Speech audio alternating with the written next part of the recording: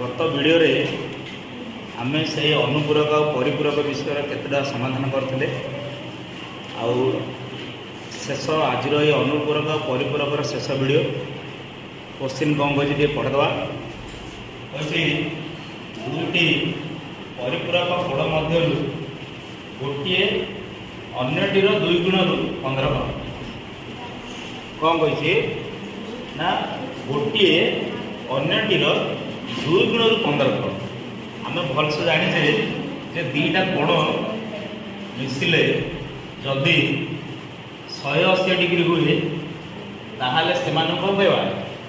परिपूरक कहवा तो एठार मत सेम अच्छे तो गोटे बेले तो आम एक्स नहीं तो गोटे एक्स नहीं गले दुई गुण रु 15 तार्थ एक्स दुई गुण रु कम माने 15 माइनस तो एटी मिसेले केते आसीबो ना 180 डिग्री आसीबो। तो समाधान करा जो पॉलिनोमियल रो समाधान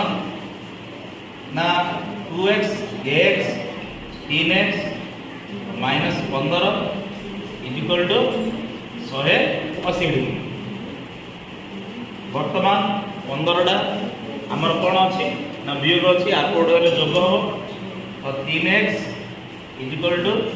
180 डिग्री प्लस 15 तो कौन होला ना 3x is equal to 180 degree ये 15 टोटाल केते हला ना 0 5 5 8 1 9 ये 115 बर्तमान 3 एटा कौन हेगिर अछि ना गुणन हेगिर अछि आउटपुट गले हरण हो तो x is equal to 195 by 3 तो 3 एक 3 16 18 ये एक बलदा अच्छी है 15 3 5 15 अर्थात गोटे कोण केते आसला ना 15 डिग्री आसला सॉरी 65 डिग्री गोटे कोण आसला